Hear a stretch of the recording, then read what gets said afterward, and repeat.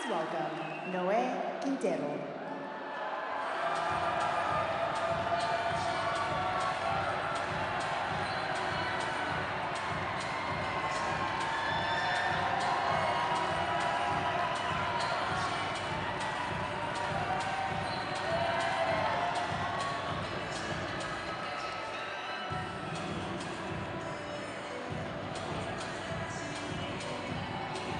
Hello, Las Vegas.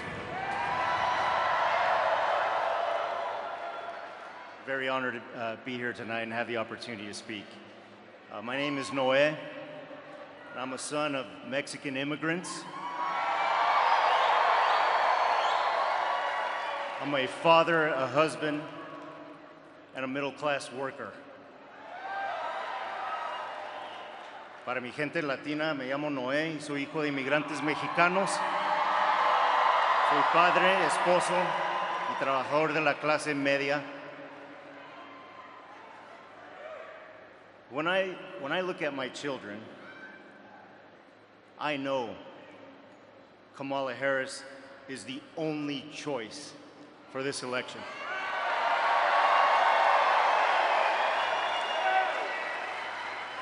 I want my children to live in a country where you don't have to work multiple jobs to put food on the table or pay your rent. Vice President Harris is putting everyday middle-class working families first, families like mine, family like yours. She's gonna fight to cut costs and create union jobs that my community depends on.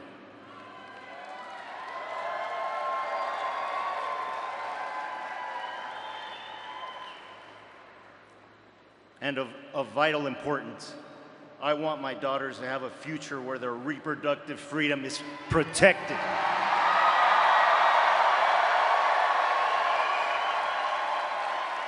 A future where they can always get health care they need and not worry about whether or not they can afford it or whether or not it's legal.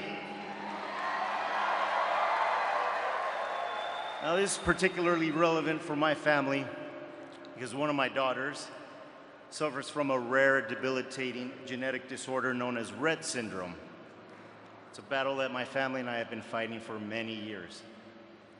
And the Biden-Harris administration has already helped my family by increasing funding for rare disease research so people like my daughter can have a better quality of life.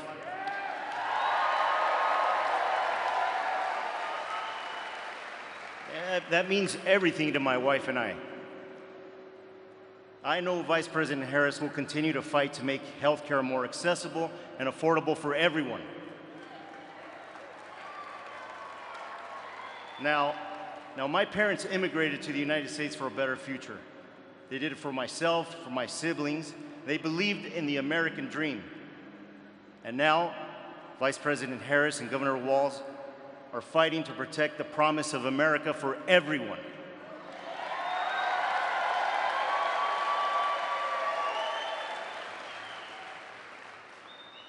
So as the son of immigrants, a father, a husband, and a proud member of the working class,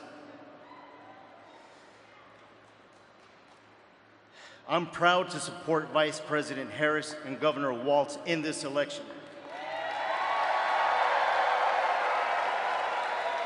I'm going to vote for the leaders who have been fighting for people like me and my family all along.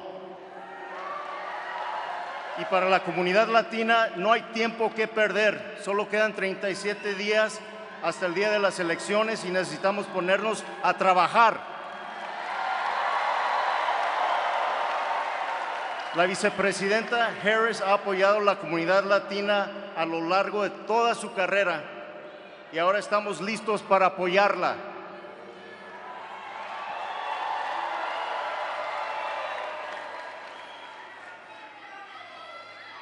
Si se puede.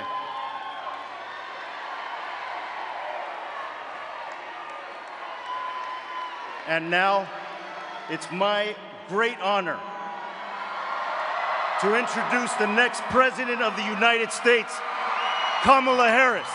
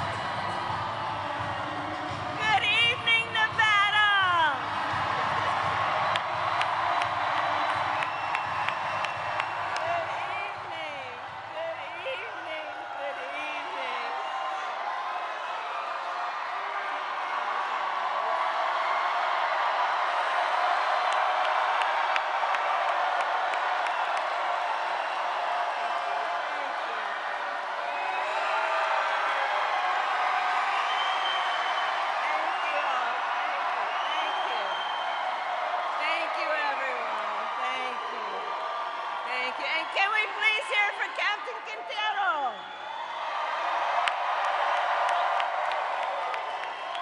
Oh, thank you, everyone. Oh, it is so wonderful to be back in Nevada. Thank you all. Thank you. And happy Hispanic Heritage Month to everyone. Thank you. Thank you all. It's good to be back. And I want to thank everyone for all that you do. I know we have some extraordinary elected leaders here, and I want to thank them for their incredible work and friendship. It is good to be with all the leaders who are here, including Representative Susie Lee, who is here, Stephen Horsford, Dina Titus, the great General Ford, Senator Catherine Cortez Masto, Senator Jackie Rosen, who we're going to send back to the United States Senate. Thank you, everyone, and all the local leaders here. There are so many leaders here. It is good to be back with you. Thank you, thank you, thank you. And wait a minute, we also tonight have here some of the Vegas Raiders who won their game tonight.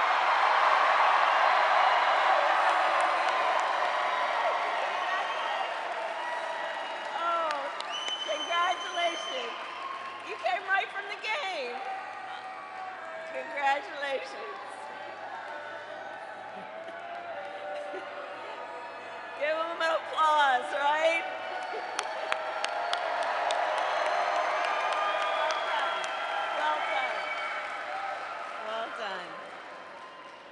So, in all seriousness, everyone, before I begin, I want to say a few words about Hurricane Helene. And please have a seat if you're able. I want to talk about Hurricane Helene for a moment. And I know that everyone here sends their thoughts and prayers for the folks who have been so devastated by that hurricane and the ensuing events. In Florida, in Georgia, the Carolinas, and other impacted states. And we know that so many have been impacted, some have died. But I want to thank everyone for doing everything you can to think about them, send them your thoughts, send them your prayers. I want to thank the first responders who have done so much.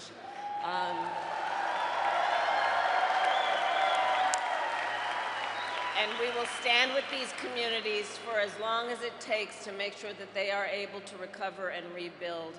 Earlier today, I received an operational briefing from FEMA Director Criswell. More than 3,300 federal personnel have been mobilized. We are deploying food, water, and generators and working to restore water and power.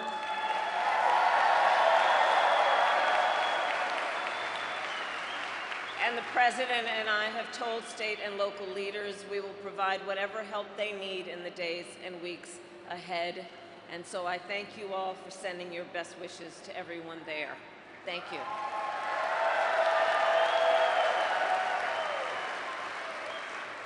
So, Las Vegas, we have 37 days until the election. 37 days. And we know this will be a tight race until the very end. And let's level set. We are the underdog. We are the underdog, and we have some hard work ahead. But here's the thing. We like hard work. Hard work is good work. Hard work is good work. And with your help, we will win in November. Yes, we will. Yes, we will. Yes, we will. We will win. We will win. We will win. And here's why. And here's why. And here's why. Because we here know that this election is about two very different visions for our nation.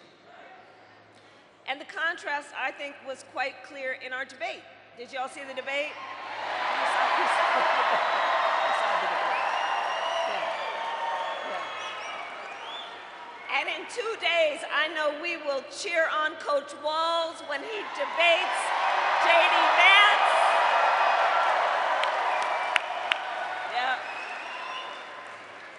But listen, also, their debate should not be the last word. I'm trying to debate Donald Trump again, and I think he should debate again. The American people have a right to hear us discuss the issues. And as you say here in Las Vegas, I'm all in.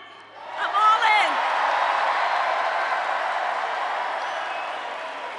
Even if my opponent is ready to fold. So there you go. But you will remember in our first debate, I talked about issues like bringing down the cost of living, investing in small businesses, protecting reproductive freedom, and keeping our nation secure.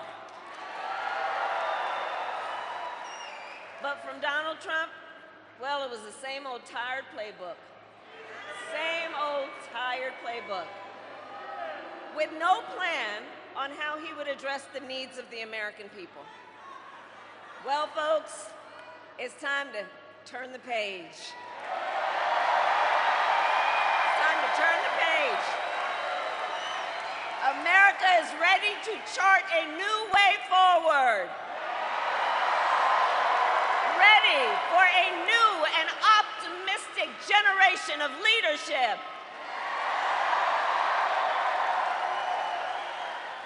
Which is why Democrats, Republicans, and independents are supporting our campaign. Because we know we need a president who works for all the American people. Enough of the division, enough of the hate. We are all in this together. And you all know from my entire career, I've only had one client, the people. The people. From being a young courtroom prosecutor in Oakland, I stood up for women and children against predators. As Attorney General of California, I took on the big banks and delivered $20 billion for middle-class families who faced foreclosure. I stood up for veterans and students being scammed by for-profit colleges. For workers who are being cheated out of their wages.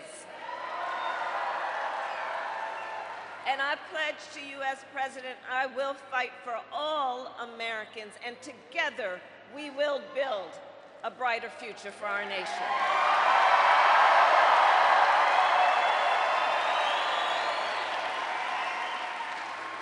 We will build a future that includes thinking about our economy in a way that it is about lifting everyone up.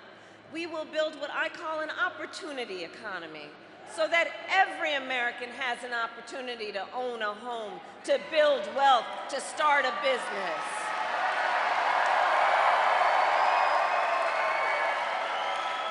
And let me tell you, I love our small businesses, of which I've met so many right here in Vegas. You know, growing up, our mother worked very long hours, and so my sister Maya and I would go over 2 doors down to Miss Shelton's house. We called her our second mother. And Miss Shelton was a small business owner. So I know since I was a young child who our small businesses are, who our small business owners are. Small businesses are the backbone of America's economy. I know that. I know that. And Latina small business owners are the fastest growing segment of our economy.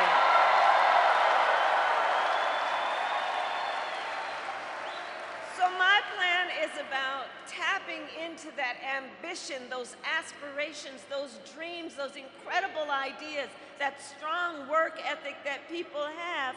Also understanding not everybody gets handed $4 million on a silver platter and files for bankruptcy 6 times.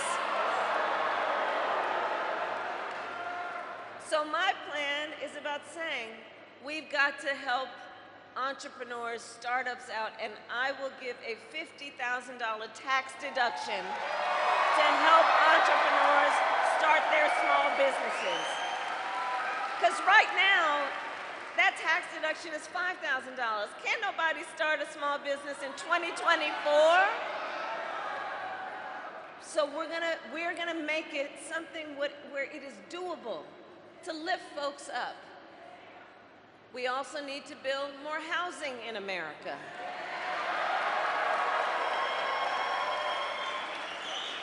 My mother saved up for years, till I was a teenager, when she was able to buy our first home. And right now, a serious housing shortage is part of what is driving up costs. So we will cut the red tape and work with the private sector to build 3 million new homes.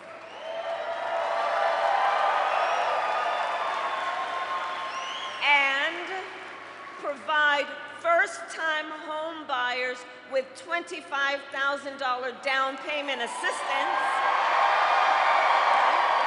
So you can just get your foot in the door. You'll do the rest. And we must lower the cost of living, because while our economy is doing well by many measures, prices for everyday things like groceries are still too high. You know it and I know it.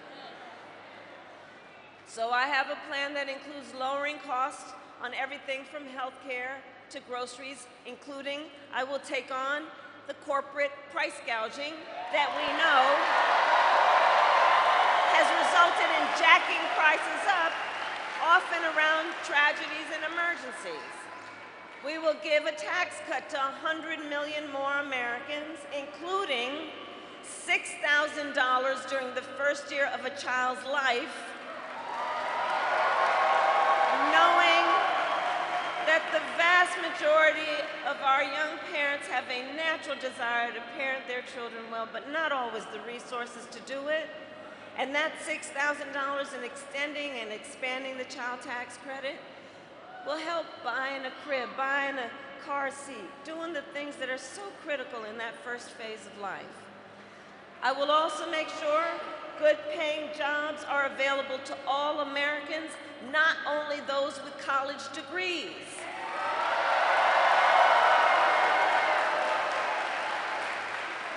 Because we need to recognize the value of additional paths, such as apprenticeships and technical programs.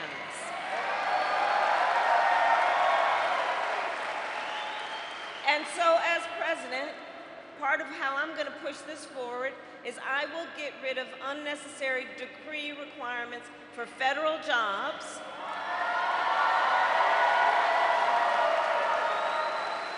understanding that having a college degree is not the only measure of the skills and experience of a worker.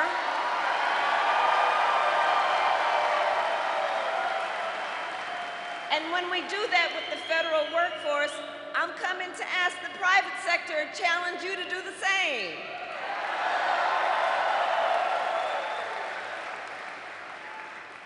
So all of this is to say, I will always put the middle class and working families first. I come from the middle class, and I will never forget where I come from. Never.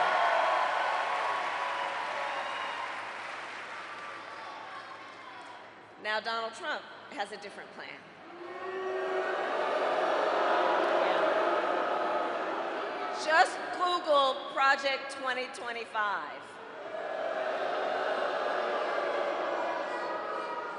Which I have to say, I still can't believe they put that thing in writing. They printed it up, they bound it, they handed it out. Just Google it. It is a detailed and dangerous blueprint for what he would do if he were elected again as president. Donald Trump will give billionaires and corporations massive tax cuts. Again, cut Social Security and Medicare, and impose what I call a Trump sales tax, which would be a 20% tax on everyday basic necessities, which economists have measured would cost the average family nearly $4,000 more a year in everyday expenses. And on top of all this, Donald Trump intends to end the Affordable Care Act. And he has no plan to replace it. He has, quote, concepts of a plan. Concepts. So here's the thing, though. We can laugh about many things, but the consequences of this are quite serious. Quite serious. Because think about it. He's going to threaten health coverage and health insurance for 45 million people in our country based on a concept? And take us back to when insurance companies could deny people with pre-existing conditions? You remember what that was like? Well, we are not going back. We are not going back. We're not going back.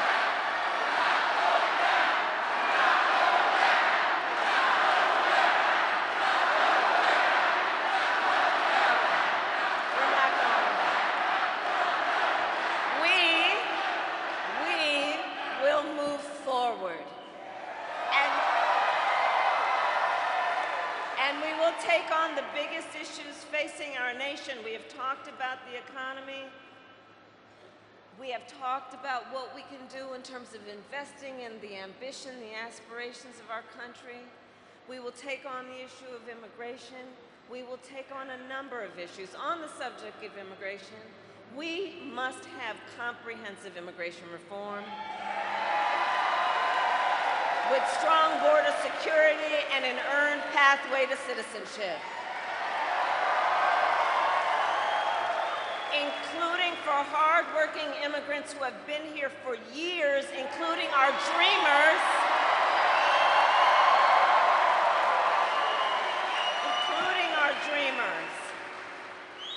And I was Attorney General of a border state. I prosecuted transnational criminal organizations who traffic in guns, drugs, and human beings. And as president, I will double the resources for the Department of Justice to go after those transnational cartels and take action to stop the flow of fentanyl coming into our country, which is destroying entire communities. These are serious problems, and we know Donald Trump won't solve them. When he was president, he did nothing to fix our immigration system. And earlier this year, we had a chance to pass the toughest bipartisan border security bill in decades. And Donald Trump tanked the bill because he thought that that bill, if passed, would have hurt him, and he'd prefer to run on a problem instead of fixing a problem. That's not the kind of president we want. As president, he cruelly separated families and plans to do it again. And he continues to fan the flames of fear and division. Look, we need a president who cares more about solving problems than playing political games and demeaning people full time. We're tired of that. We're done with that. So Nevada, ours is a fight for the future. And it is a fight for freedom. like the fundamental freedom of a woman to be able to make decisions about her own body and not have her government tell her what to do.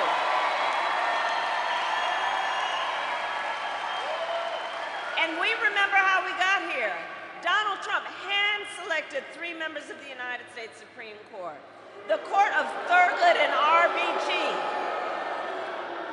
so that they would do as they did and overturn the protections of Roe v. Wade. And now, 1 in 3 women in America lives in a state with a Trump abortion ban. Many with no exceptions even for rape and incest. It is immoral, immoral.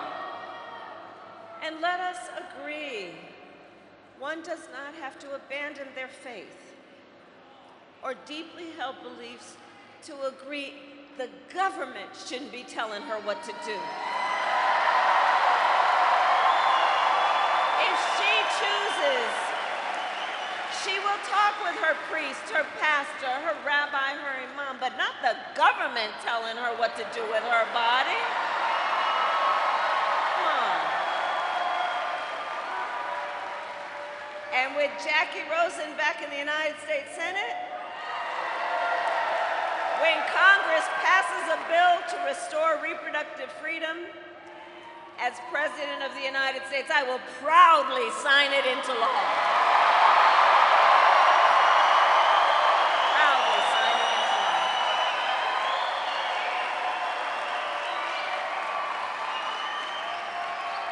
And Nevada, you know, I'm traveling all over our country. Across our nation, we are witnessing a full-on assault on other hard-fought, hard-won freedoms and rights, like the freedom to vote, the freedom to join a union, the freedom to breathe clean air and drink clean water, the freedom to love who you love openly and with pride,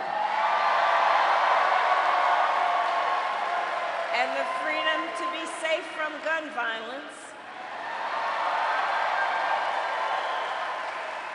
which after 1 October, Nevada proved that smart gun safety laws are just common sense.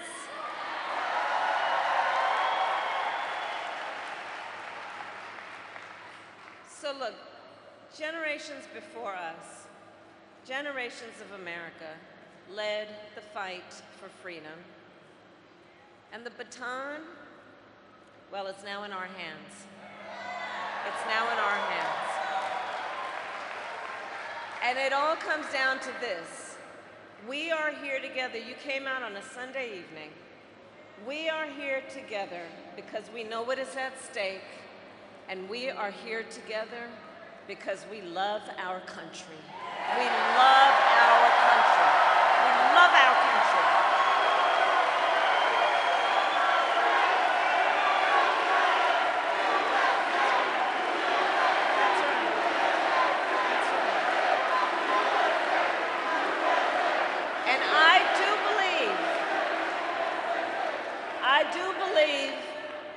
That one of the highest forms of patriotism that we could show is to then fight for the ideals of our country. That's what this is about. It is a fight to realize the promise of America.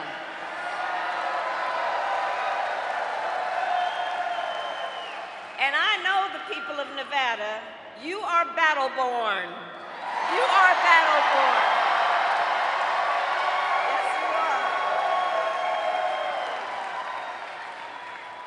And we are all ready for the work ahead. 37 days, 37 days. And here in Nevada, every voter will receive a ballot in the mail. And in-person early voting starts October 19th. So now is the time to make your plan for how you are going to vote, okay? And I'd ask you to start making your plan now for how you are going to vote. And if you choose to vote by mail, do not wait. Fill out your ballot, sign it, and send it back right away. Okay? And tell your neighbors. Because, folks, the election is here. And we need to energize and organize and mobilize. And remember, your vote is your voice.